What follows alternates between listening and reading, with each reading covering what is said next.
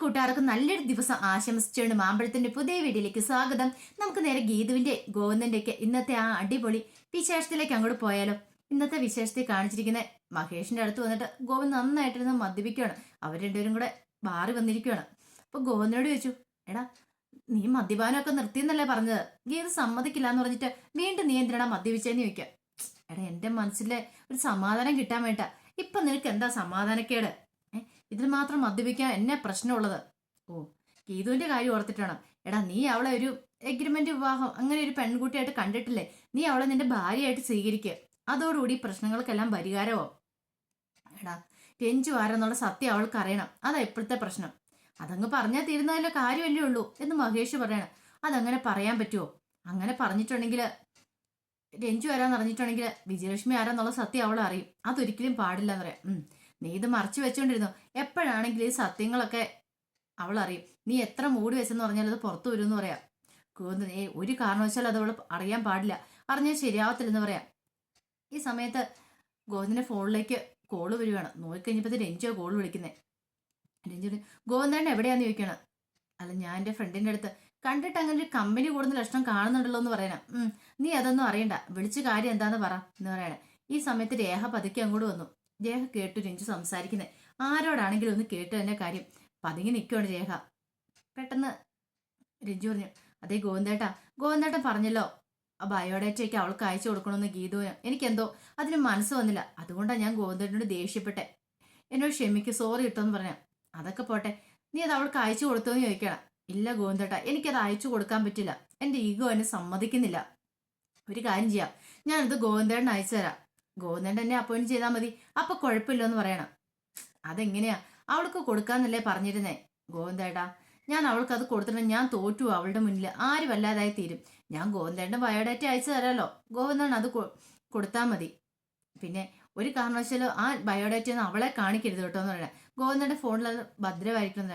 ശരി ശരി എന്ന് പറഞ്ഞ് എന്തായാലും ആട്ടെന്ന് പറഞ്ഞിട്ട് ഗോവിന്ദ് കോള് കട്ട് ചെയ്യുകയാണ്.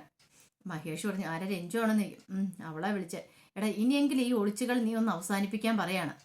പക്ഷെ ഗോവിന്ദ് പറഞ്ഞേ അതൊന്നും അങ്ങനെ പെട്ടെന്ന് തീർക്കാൻ പറ്റുന്ന കാര്യമല്ലടാന്ന് പറയാണ്. ഇതെല്ലാം കേട്ടോണ്ട് രേഖ അവിടെ ഒളിഞ്ഞു നിൽപ്പുണ്ടായിരുന്നു.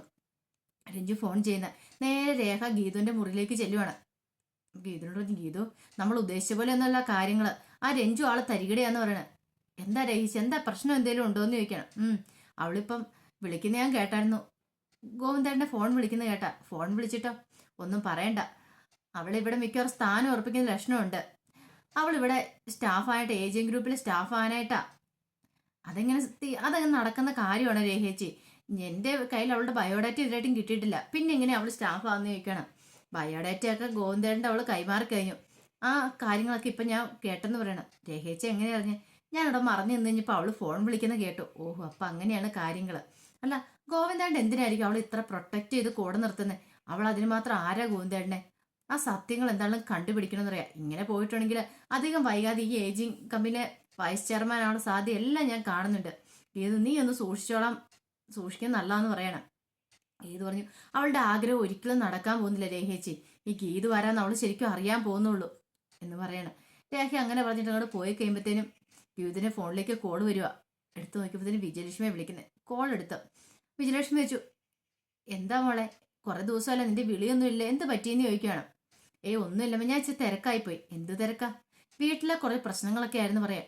പ്രശ്നങ്ങളോ? ആരാ പ്രശ്നം ഉണ്ടാക്കിയത്? രഞ്ജു എങ്ങാനും ആണോ? ഒരു പെണ്ണവിടെ ഉണ്ടെന്ന് അവളെങ്ങാനും ആണോ പ്രശ്നം ഉണ്ടാക്കിയത്? പെട്ടെന്ന് ഗീതു ഇടിഞ്ഞിട്ട്, അമ്മ എന്തിനാ ഇത്ര ഉത്കണ്ഠപ്പെടുന്നത് രഞ്ജുവിനെ കുറിച്ച് പറയുമ്പോ? അത് കഴിഞ്ഞപ്പോ ഗോവിന്ദൻ മറ്റും ആണോ? മോളെ നീ അതൊന്നും മൈൻഡ് ആക്കാൻ പോകണ്ട കേട്ടോ, അവൾ അവളുടെ പാട്ടിന് വിട്ടാലേ. അത് രഞ്ജു ആരാന്നുള്ള സത്യങ്ങളൊക്കെ നീ മനസ്സിലാക്കിയോന്ന് ചോദിക്കുകയാണ്. ഗീത പറഞ്ഞു, ഇനിയിപ്പം ഞാൻ അതിനൊന്നും ഇറങ്ങി തിരിക്കുന്നില്ല അമ്മേ, അവൾ അവളുടെ പാട്ടിന് വിട്ടേക്കുക. എൻ്റെ ഇപ്പം അതൊന്നും അല്ല കാര്യം, എനിക്കിപ്പോൾ പഠിക്കണം, പഠിച്ചൊരു IAS നേടണം, അതിന് വേണ്ടി മാത്രം എൻ്റെ ലക്ഷ്യം. അതിന് വേണ്ടിയുള്ള പഠിത്തത്തിലാണ് ഇപ്പം ഞാൻ എപ്പോഴും പഠിക്കുക, അതുകൊണ്ട് ഞാൻ ആരെയും കോൾ ചെയ്യാറൊന്നും ഇല്ലെന്ന് പറയണം. എന്നിട്ട് വിജയലക്ഷ്മി, ശരിയാ, അതൊരു നല്ല കാര്യമെന്ന് പറയണം. അല്ല മോളെ, നീ നാളെ ഫ്രീ ആണെന്ന് ചോദിക്കണം. നാളെ ഫ്രീ ആണെന്ന് വെച്ചാൽ, അല്ല നാളെ ഫ്രീ അല്ല, എനിക്കൊരു കോച്ചിങ് സെന്ററിൽ പോകണമെന്ന് പറയാം. അല്ല ഫ്രീ ആണെങ്കിൽ ഒന്ന് ഉച്ച കഴിഞ്ഞിട്ട് കാണാൻ പറ്റുമോ? ഇല്ലമ്മേ, നോക്കട്ടെ, എനിക്ക് ഇച്ചിരി തിരക്കൊക്കെ ഉണ്ട്. ശരി എന്നാ വെച്ചേക്കുവാന്ന് പറഞ്ഞ് കോളങ്ങോട് കട്ട് ചെയ്യുവാണ്. ഇവൾക്ക് ഇത് എന്ത് പറ്റി? എന്തോ ഒരു പ്രശ്നമുണ്ടല്ലോ, പഴയ ഗീതുമല്ല, അവൾക്ക് എന്തൊക്കെയോ മാറ്റങ്ങൾ സംഭവിച്ചിട്ടുണ്ട്. ഇനി എന്തെങ്കിലും അറിഞ്ഞിട്ടുണ്ടാവുമോ? അങ്ങനെ ആ വഴിയില്ല. അങ്ങനെയാണെങ്കിൽ ഇവളിങ്ങനെ അല്ലല്ലോ പ്രതികരിക്കേണ്ടതെന്ന് ഒരു ചിന്തയുണ്ടാവുന്ന ഈ സമയം ഗോവിന്ദനോട് മഹേഷ് മതിയുടെ അതിനെ കുടിച്ചത്. എനിക്കൊരു കുഴപ്പമില്ല, ഈ 3-4 പെക്കടിച്ചെന്ന് ഓർത്ത് എനിക്കൊന്നും സംഭവിക്കാൻ പോകുന്നില്ലെന്ന് പറയാണ്. മഹേഷ് പറഞ്ഞു, ദേ 3-4 പെക്കടിച്ചെന്ന് പറഞ്ഞിട്ട് കാര്യമില്ല, ഗീതുവിന്റെ മുന്നിൽ പോയി നിൽക്കാനുള്ളതെന്ന് വേണം. പിന്നെ എനിക്കൊരു പ്രശ്നമില്ല മഹേഷേ, ഞാൻ നല്ല പുല്ല് പോലെ അവളുടെ മുന്നിൽ പോയി നിൽക്കുമെന്ന് പറയണേ. ഞാൻ കുടിച്ചാന്ന് പോലും അവൾക്ക് തോന്നുന്നില്ല എന്ന് പറയണം. ഇങ്ങനെ പറഞ്ഞിട്ട് അങ്ങോട്ട് ഇറങ്ങുവാണ്. മഹേഷ് അങ്ങോട്ട് പോയി. അപ്പൊ മഹേഷ് ചോദിക്കുന്നുണ്ടായിരുന്നു ഗോവിന്ദനോട്, ഇനിയിപ്പോ കിഷോറിന്റെ പ്രശ്നത്തെക്കുറിച്ചോ, കിഷോർ വല്ല പ്രശ്നമൊക്കെ ഉണ്ടാക്കുന്നുണ്ടോ കമ്പനിയിൽ, അതുകൊണ്ടാണോ നിനക്ക് ഈ ടെൻഷൻ എന്ന്. അപ്പം ഗോവിന്ദനെ, കിഷോർ ഒരു പ്രശ്നം ഉണ്ടാക്കുന്നില്ല, അവന്റെ പേര് കേൾക്കുന്ന പോലും എനിക്ക് ദേഷ്യമോ.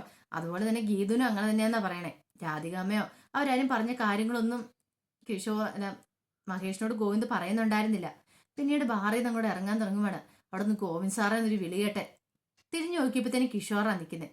കിഷോർ പതുക്കെ അങ്ങോട്ട് വരുവാണ് ഗോവിന്ദന്റെ അടുത്തേക്ക്. വന്നിട്ട് പറഞ്ഞു, അല്ല ഗോവിന്ദ് സാറേ, CCTV ഒക്കെ മുറിയിൽ നിന്ന് അടിച്ചു പോയില്ലേ, ആ കാര്യം ഗോവിന്ദ് സാർ അറിഞ്ഞില്ലേ എന്ന് ചോദിക്കുകയാണ്. പെട്ടെന്ന് ഗോവിന്ദന് ഞെട്ടുണ്ട്. ഇതെങ്ങനെ ഇവനറിഞ്ഞു? അല്ല, മുറിയിലെ CCTV കളയാനായിട്ട് ഗീതമാടോ എന്നോട് പറഞ്ഞ, അതുകൊണ്ടാണ് ഞാൻ ആ CCTV കട്ട് ചെയ്തതെന്ന് പറയാണ്. എടാ, വെറുതെ അനാവശ്യം പറയില്ലെന്ന് വേണം. അനാവശ്യമല്ല സാറേ പറഞ്ഞേ, സത്യമായിട്ടുള്ള കാര്യങ്ങളാ.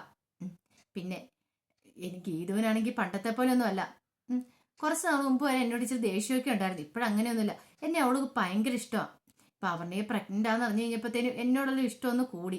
അവള് പറയുന്നേ അവളെയും കുഞ്ഞിനെ ഒഴിവാക്കണമെന്ന് പറയുന്നത്, എന്നിട്ട് അവളെ സ്വീകരിക്കണമെന്നാ പറയണേ. ദേ വെറുതെ പച്ച കള്ളം പറഞ്ഞുകൊണ്ട് വരില്ലെന്ന് പറഞ്ഞിട്ട് ആ കഴുത്തിനെ കുത്തിപ്പിടിക്കണം. എന്റെ പൊന്ന് സാറേ, ഇത് കള്ളമൊന്നുമല്ല, സത്യമായിട്ടുള്ള കാര്യമാണ്.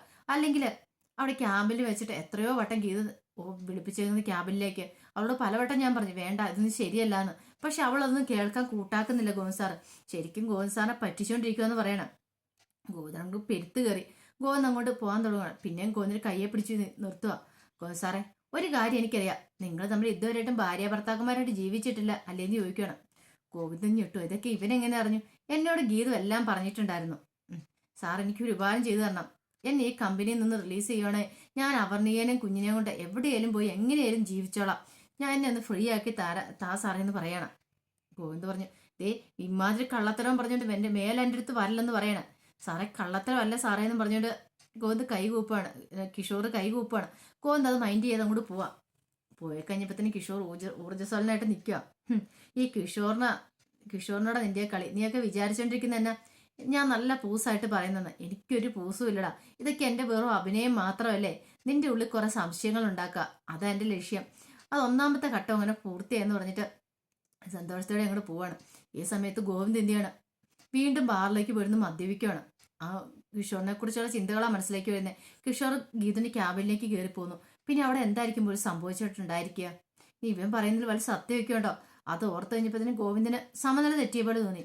ഈ സമയത്താണ് ഗീതു ഇങ്ങനെ മനസ്സിൽ വിചാരിക്കുക, ഇന്നൊരു പക്ഷേ കണ്ണേട്ടൻ കുടിച്ചിട്ടായിരിക്കും വരുന്നത്. അങ്ങനെ കുടിച്ചിട്ട് വന്നിട്ട് ആ ഫോൺ കൈക്കലാക്കണം. അതിനകത്ത് രഞ്ജുവിന്റെ ബയോഡാറ്റ ഉണ്ട്, അത് കണ്ടുപിടിക്കണം. എന്നിട്ട് വേണം അവളെ ഈ വീട്ടിൽ നിന്ന് പുറത്താക്കാനായിട്ട്. അവർ തമ്മിലുള്ള ബന്ധം കണ്ടുപിടിക്കണം. അങ്ങനെ ഒരു ഉറച്ച തീരുമാനമൊക്കെ ഗീതു എടുക്കുന്നുണ്ടായിരുന്നു. പിന്നീട് കിഷോർ നേരെ പോയ ഭദ്രന്റെ അടുത്തേക്കായിരുന്നു. ഭദ്രന്റെ കൊണ്ട് മദ്യമൊക്കെ വാങ്ങിച്ചു കൊടുക്കുകയാണ്. മദ്യമൊക്കെ കുടിച്ചു വന്നപ്പം ഭദ്രൻ ചോദിച്ചല്ല കിഷോർ, നിന്റെ പ്ലാൻ എന്താന്ന് ചോദിക്കുകയാണ്. കിഷോർ പെട്ടെന്ന് ഗീതു ഫോൺ വിളിച്ച് പറഞ്ഞ കാര്യങ്ങളൊക്കെ കേൾപ്പിക്കുകയാണ്. അല്ല, ഇതെല്ലാം കേട്ട് കഴിഞ്ഞപ്പോൾ ഭദ്രൻ ചോദിച്ചു, ഇതും കൊണ്ട് എന്താ പ്രയോജനം?